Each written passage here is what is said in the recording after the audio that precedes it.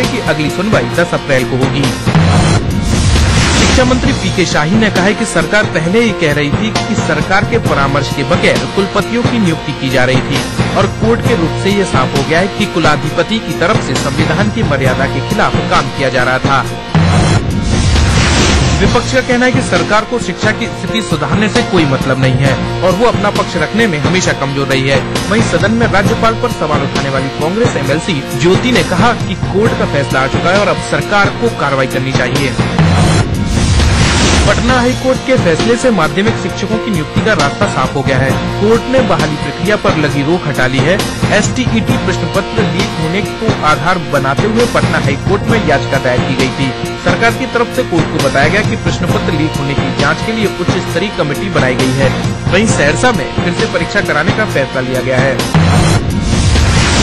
झारखंड में राष्ट्रपति शासन के दौरान भी सरकारी कर्मचारियों और अधिकारियों में कार्य संस्कृति का अभाव है।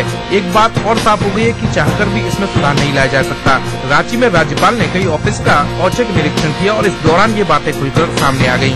इस लापरवाही से नाराज राज्यपाल ने कार्रवाई का आदेश भी दिया। कांग्रेस नेता मणिशंकर ने रांची में झारखंड राज्य प्रदूषण नियंत्रण परिषद के अध्यक्ष का पदभार संभाल लिया। इस मौके पर पूर्व केंद्रीय मंत्री सुबोधकांत सहाय, झारखंड प्रदेश कांग्रेस अध्यक्ष प्रदीप बलमूचू, प्रदेश महिला कांग्रेस अध्यक्ष आभा सिन्हा समेत बड़ी संख्या में कांग्रेसी कार्यकर्ता मौजूद थे। पदभार संभालने के बाद मणिशंकर ने कहा कि बोर्ड अब पर्यावरण संरक्षण के लिए लोगों के बीच जन जागरूकता अभियान चलाएगी। झारखंड प्रदेश भाजपा अध्यक्ष डॉक्टर रविंद्र राय ने मणिशंकर को राज्य प्रदूषण नियंत्रण परिषद का अध्यक्ष बनाए जाने पर कड़ी आपत्ति जताई है। रांची में उन्होंने कहा कि इससे साबित हो गया है कि राष्ट्रपति शासन का दुरुपयोग किया जा रहा है। वहीं झारखंड प्रदेश कांग्रेस अध्यक्ष डॉक्टर प्रदीप बलमूचू ने भाजपा की आपत्ति को खारिज कर दिया है। उन्होंने कहा कि सारे फैसले नियम के तहत लिए जा रहे हैं, इसलिए भाजपा को आरोप लगाने से पहले सोच विचार कर लेना चाहिए। झारखंड हाईकोर्ट ने झारखंड युवा आयोग के गठन और अध्यक्ष पद पर किसी भी नियुक्ति पर 10 अप्रैल तक की रोक लगा दी है। आपको बता दें कि पिछले दिनों युवा आयोग के अध्यक्ष चंद्रभूषण कुमार को बगैर नोटिस के हटा दिया गया था। कोर्ट का कहना है कि बिना नोटिस के न आयोग को भंग किया जा सकता है और न अध्यक्ष को हटाया जा सकता है। इस सिलसिले में हाईकोर्ट ने राज्य सरकार को 10 अप्रैल तक हलफनामा दायर करने का भी निर्देश दिया है।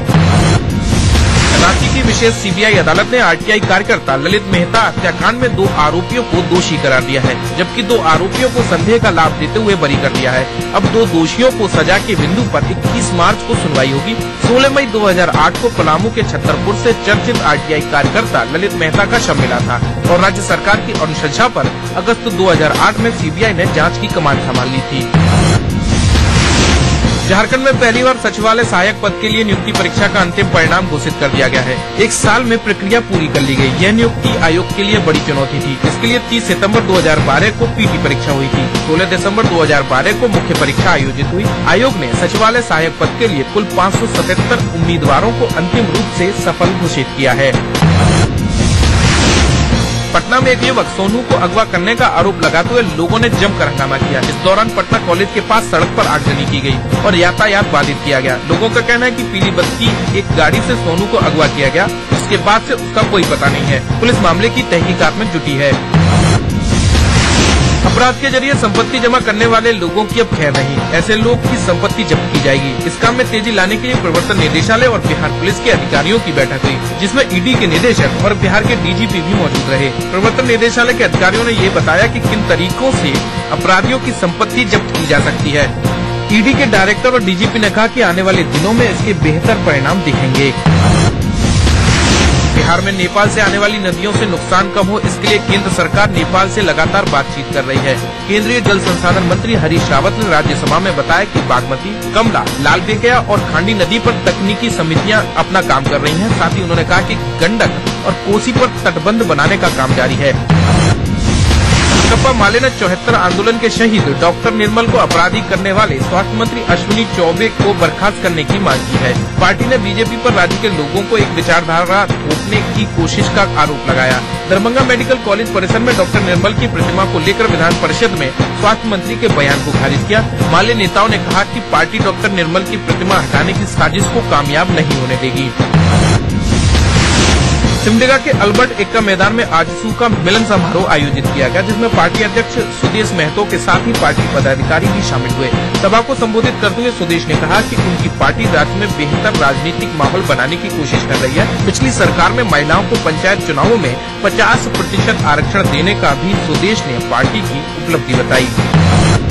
और घोटालों के लिए बदनाम झारखंड में अब एक और घोटाला सामने आया है।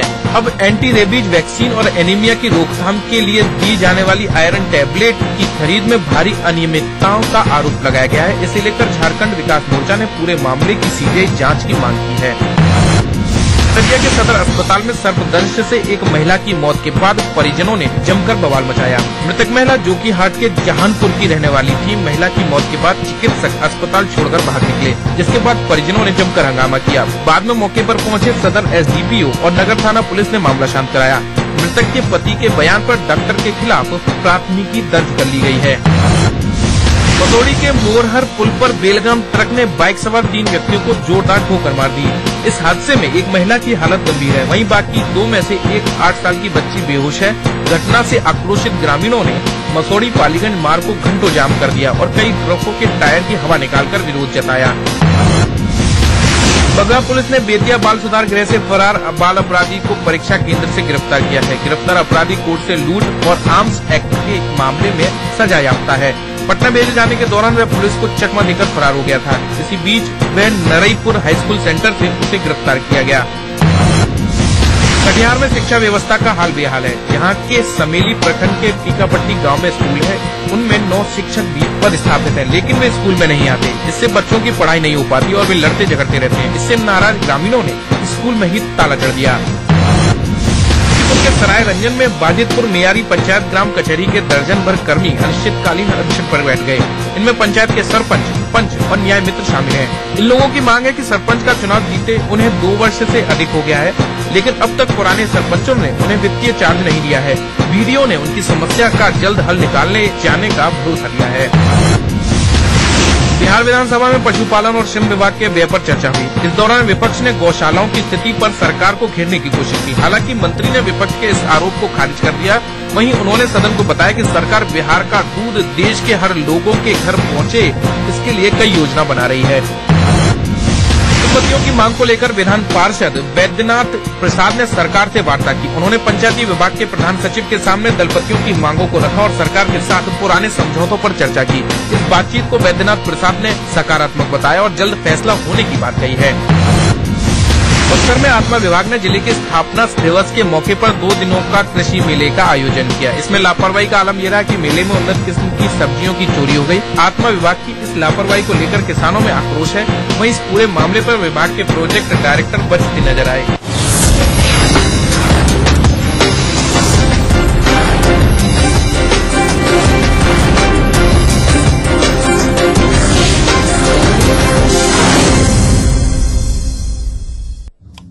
जो है मुंबई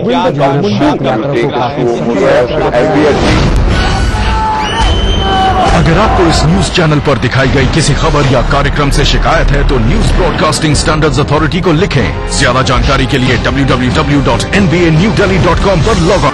आवारा हूँ या गर्दिश में हूँ, आसमान का तारा हूँ। लेके पहला पहला प्यार भर के आंखों में कुमार, जादू नगरी से आया है कोई जादूगर। ये रातें, ये मौसम, नदी का किनारा, ये चंचल हवा। कहा दो दिलों ने कि मिलकर कभी हम न होंगे जुदा। भूलिए हिस्ट्री की देखना ना भूलिए।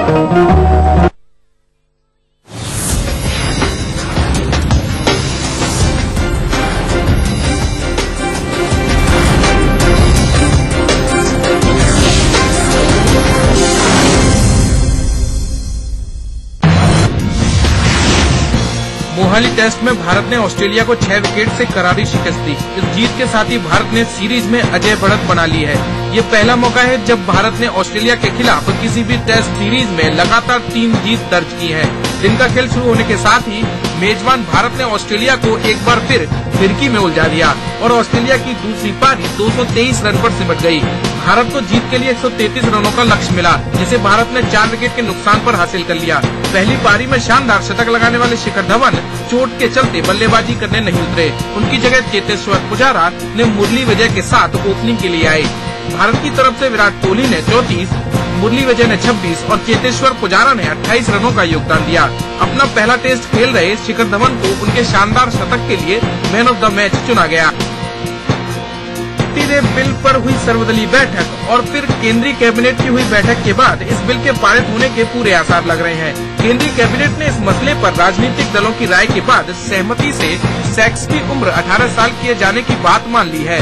सर्वदलीय बैठक के बाद संसदीय कार्य मंत्री कमलनाथ ने मंगलवार को बिल को पारित होने की पूरी उम्मीद जताई है। कमलनाथ ने ये भी बताया कि इस बिल को लेकर 6 से 7 संशोधन आ सकते हैं। एंटी रेप बिल पर हुई सर्वदलीय बैठक में राजनीतिक दलों के बीच कई मुद्दों पर सोमवार को सैद्धांतिक सहमति बनी। खासकर लड़कियों का पीछा करना और ताकझाक करने से जुड़े प्रावधान में बदलाव अब जमानती होंगे। पहले इन्हें गैर जमानती की श्रेणी में रखा गया था। अब एंटी रेप बिल मंगलवार को संसद में नए स्वरूप में पेश किया जाएगा।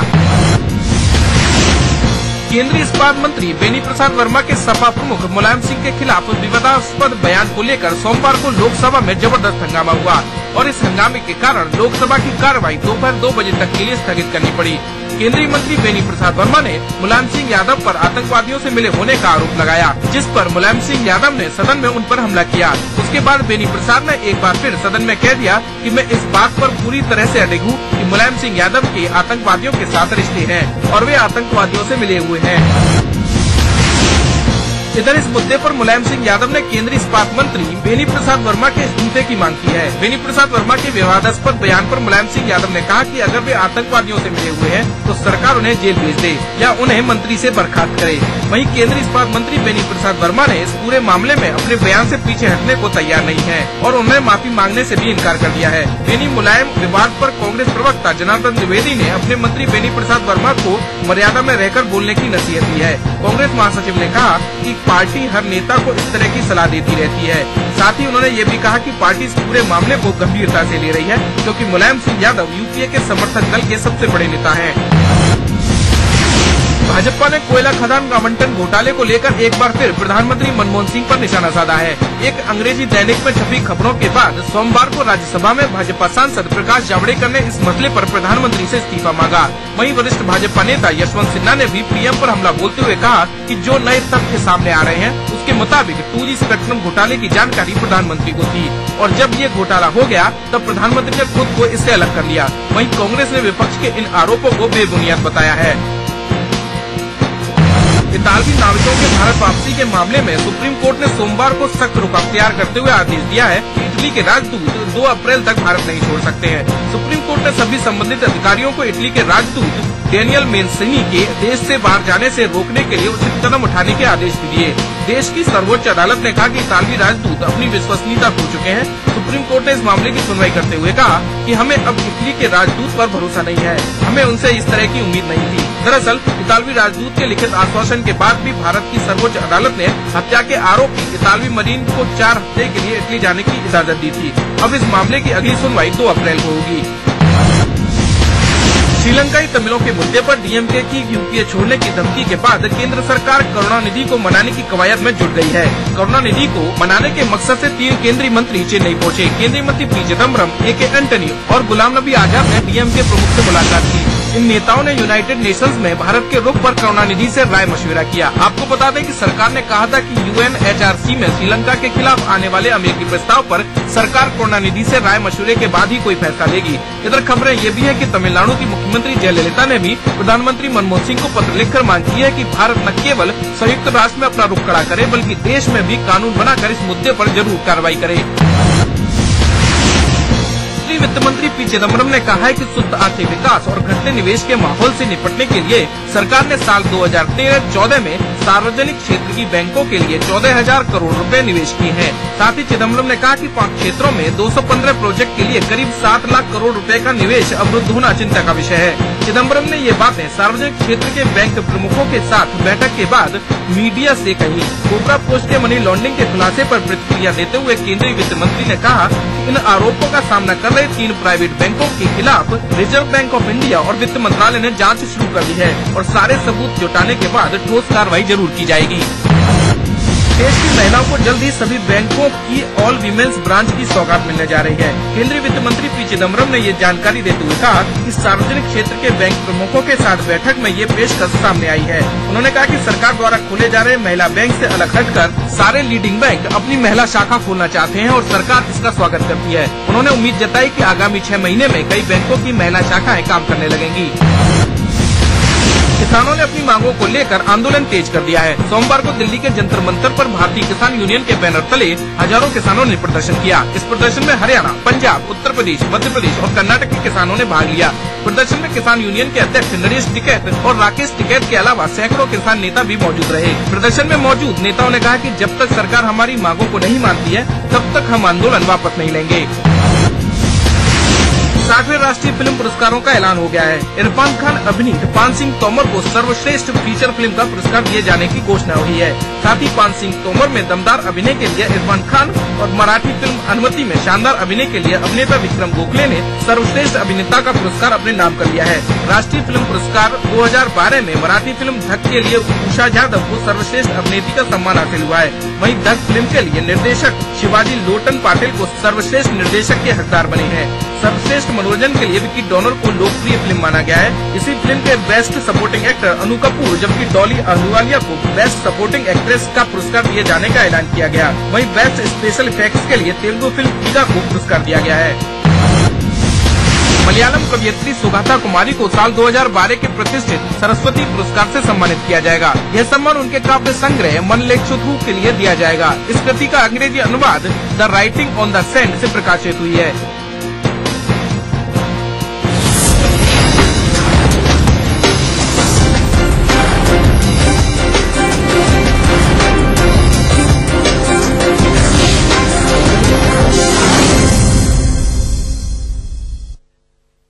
तमाम रोशनी के बीच जिसने पल के नहीं झपका, जो लगातार चला रेड कारपेट पर बिना विश्वास डगमगाए, जिसकी शोहरत ने छुआ बुलंदियों को पूरे हफ्ते।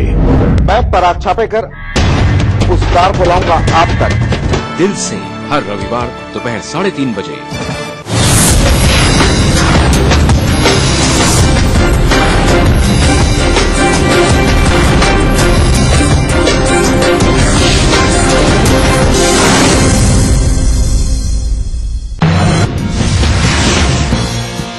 भारत के 3 दिवसीय आधिकारिक दौरे से पहले मिस्र के राष्ट्रपति मोहम्मद मुर्सी 1 दिवसीय दौरे पर सोमवार को पाकिस्तान पहुंचे। उनके स्वागत में नूर खान हवाई अड्डे पर उन्हें 21 तोपों की सलामी दी गई। पाकिस्तान के राष्ट्रपति आसिफ अली जरदारी और प्रधानमंत्री रजा परवेज अशरफ समारोह के दौरान उनके साथ रहे। 60 के दशक के बाद मिस्र के किसी नेता का ये पहला पाकिस्तान दौरा है। मोहम्मद मुर्सी जरदारी के निमंत्रण पर पाकिस्तान आए हैं। ऐसा माना जा रहा है कि मिस्र के राष्ट्रपति के इस दौरे से दोनों देशों के संबंधों में एक नया अध्याय जुड़ेगा।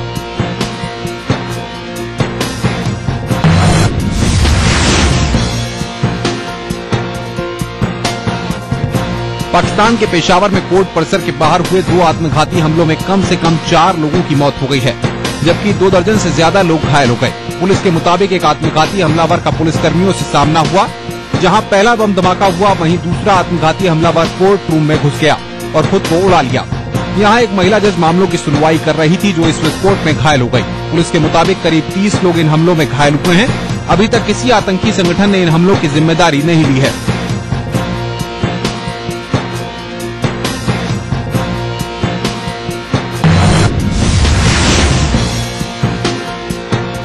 अमेरिका ने इराक से सद्दाम हुसैन की तानाशाही हुकूमत को सफाया तो कर दिया, लेकिन युद्ध के गंभीर परिणाम आज भी यहाँ के लोगों का जीना दूभर किए हुए हैं। शाम करीम ने अपनी बाल्यकाल में ही अपनी माँ और परिवार के साथ अपनी आंखें एक बम धमाके में खो दी।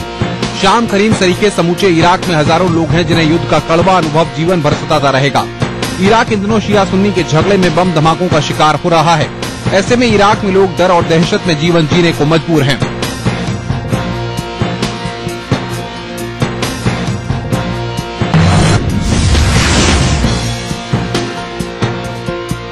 ऑस्ट्रेलिया ने भारत में रह रहे अपने नागरिकों के लिए यात्रा संबंधी परामर्श जारी किया है। परामर्श में ऑस्ट्रेलिया ने भारत में रह रहे और यहां घूमने आए अपने नागरिकों से आतंकवाद, अशांति, अपराध और सड़क दुर्घटनाओं के खतरों को देखते हुए उच्च स्तरीय सतर्कता बरतने को कहा है। अपने नागरिकों से नई दिल्ली, मुंबई और दूसरे बड़े शहरों के सार्वजनिक धार्मिक स्थानों, रक्षा और राजनीतिक प्रतिष्ठानों के आसपास जाने से परहेज करने को कहा गया है। परामर्श में कहा गया है कि अगर आप श्रीनगर में हैं तो स्थानीय अधिकारियों के निर्देशों का कड़ाई से पालन करें।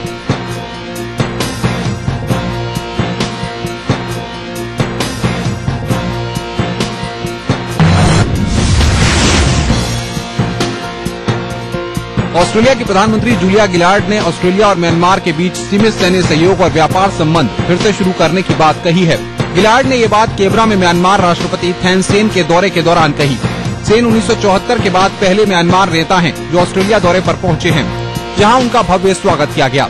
ऑस्ट्रेलिया जल्द ही म्यांमार में व्यापार और निवेश को बढ़ाने के लिए एक आयुक्त की तैनाती करेगा।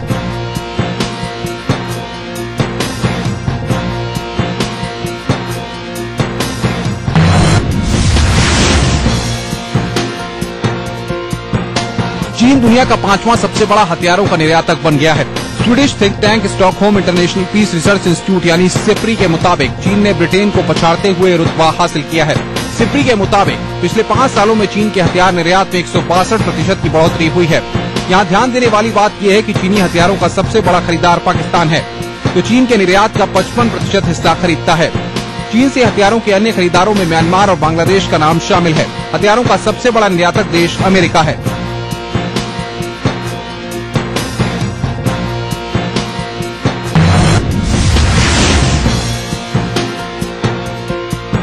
प्रदूषण के चलते स्वच्छ हवा के लिए जूझ रहे उत्तरी चीन वासियों को फिलहाल कोई राहत नहीं मिल पाई है। सुबह आई तेज आंधी से उड़ी धूल ने लोगों का सड़क पर चलना दूभर कर दिया है। वहीं विजिबिलिटी भी घट गई है।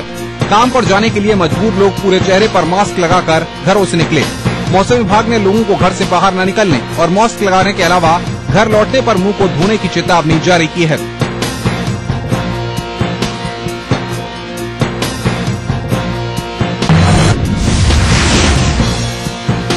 मछलियों की नई प्रजातियों की खोज के लिए चीन तेजी से प्रयास कर रहा है। इसके लिए चीन में विशेष रूप से तैयार पहला जहाज ननफेंग हाल ही में नंसा आयरलैंड पहुंचा। एशिया का इस तरह का सबसे बड़ा शोधी जहाज है, जहां उसने मछलियों की नई प्रजातियों की खोज शुरू की। स्थानीय मछली उद्योग को बढ़ावा देने के लिए चीन ने इस शोध जहाज को विशेष रूप से डिजाइन किया है। इस जहाज में तैनात अनुसंधानकर्ता न केवल मछलियों की नई प्रजातियां खोजेंगे, बल्कि मत्स्य उत्पादन के कानून का भी सख्ती से पालन कराएंगे। ये प्रोजेक्ट पूरे 1 साल चलेगा।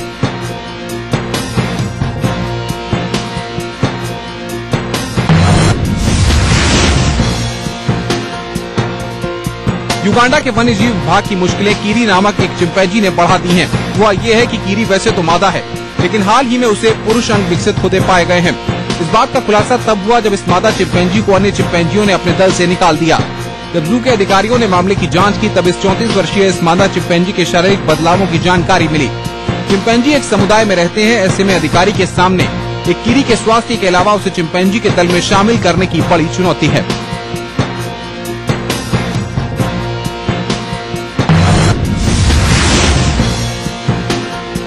लंदन के कंट्री टू कंट्री फेस्टिवल की रात सुर और संगीत से ऐसी रोशन हुई कि टाउन स्क्वायर पर मौजूद हर शख्स झूमता रह गया। Nashville, Tim McGraw, Emily, Jules Lambert, Kimberly Schlapman और विंस गिल जैसे सितारों ने जब धुन छेड़ी तो संगीत प्रेमियों ने कदम ताल से बखूबी उनका साथ दिया। इस फेस्टिवल में जूल्स ने अपना hit song little big town सुनाया तो विंस गिल ने फॉर ए लिटिल व्हाइल जैसे नंबर से उनको जबरदस्त टक्कर दी। इनके अलावा इट्स ए फाइन लाइन और best that I can do के संगीत पर भी ऑडियंस पूरी तरह मदहोश दिखे।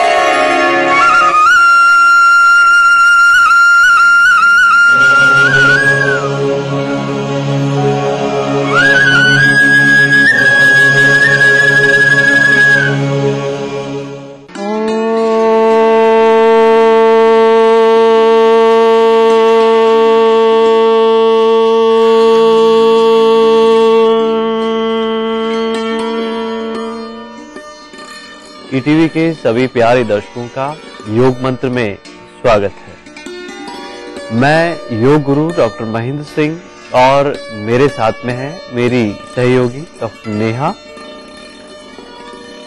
आज हम करेंगे अश्वासन का अभ्यास, लेकिन इससे पहले एक बार फिर से देख लेंगे कल हमने जिस आसन का अभ्यास किया था। पशु विश्राम आसन को करने के लिए सबसे पहले दोनों पैर सामने से खोल लेंगे। अब धीरे से अपने बाएं पैर को, लेफ्ट लेग को घुटने से मोड़ते हुए पीछे की तरफ ले जाएंगे और दूसरे पैर को घुटने से मोड़ते हुए एड़ी को जंघा के मूल में रखेंगे। अब धीरे धीरे श्वास लेते हुए दोनों हाथ ऊपर उठा लें और श्वास को पूरा बाहर निकालते हुए आगे की ओर झुकें। आंखें कोमलता से बंद रखें, चेहरे की मांसपेशियों को ढीला रखें और पीछे वाले पैर को इस तरह से रखें कि एड़ी के पास नितंब हो। श्वास लेते हुए धीरे धीरे दोनों हाथ ऊपर उठा लें, साइड से नीचे करें। इस तरह से बदल बदल के करेंगे। एक पैर को घुटने से मोड़ते हुए पीछे की तरफ ले जाएं, दूसरे पैर को घुटने से मोड़ते हुए एड़ी को जंघा के मूल में रखें अर्थात थाइस के बेस पर रखेंगे। अब जो पैर आगे की तरफ है उसी तरफ धीरे धीरे श्वास लेते हुए दोनों हाथ पूरे ऊपर उठा लें और श्वास को पूरा बाहर निकालते हुए झुकें। हाथ के हथेलियों को बिल्कुल सीधा रखते हुए शरीर को बिल्कुल ढीला छोड़ दें। स्थिति में अश्वासन को करने के लिए सबसे पहले पीठ के बल लेट जाएंगे। दोनों पैर मिले हुए दोनों हाथ थाइस के पास में रखेंगे। अपने शरीर को बिल्कुल एक सीध में रखेंगे। अब धीरे धीरे दोनों हाथों को ऊपर की तरफ उठाते हुए इस तरह से साइड में रखेंगे अर्थात दोनों हाथ कंधों की स्थिति में आ जाएं। ऐसा करें। हथेलियों का रुख जमीन की तरफ रखें।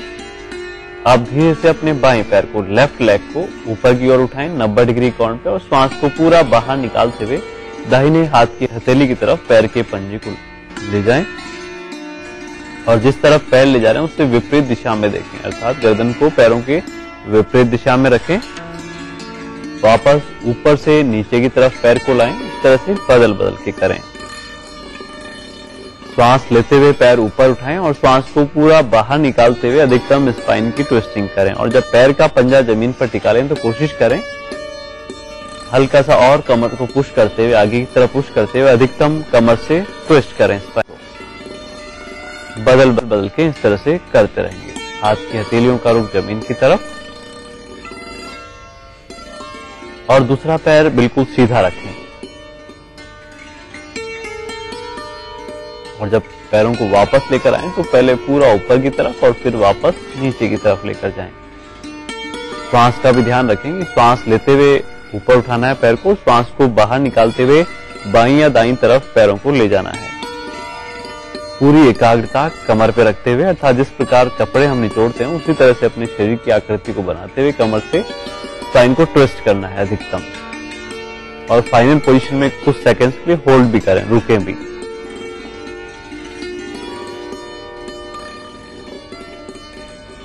रिलैक्स करें, विश्राम करें। इस तरह से 10 से 15 बार इस आसन की आवृत्ति को दोहराया जा सकता है। तो विशेषकर उन लोगों के लिए उपयोगी है अश्वासन जिनको कमर पर एक्स्ट्रा फैट है, डायबिटीज है, मोटापा है, सर्वाइकल स्पॉन्डिलाइटिस जिनको रहता है, उनके लिए बेहद उपयोगी है। शारीरिक थकावट को दूर करता है अश्वासन का नियमित अभ्यास। आज का योग मंत्र है जिनके मुंह में बदबू आती है उन्हें खाना खाने के बाद 1-2 तुलसी के पत्ते चबा लेने चाहिए। इससे मसूड़ों के विकार भी दूर होंगे। जिनके मुंह में कीड़े लगे हैं, दांतों में कीड़े लगे हैं, उनके लिए भी बेहतर होगा ये। तो आज के लिए बस इतना ही। कल हम फिर हाजिर होंगे एक नए योग मंत्र के साथ। तब तक के लिए नमस्कार।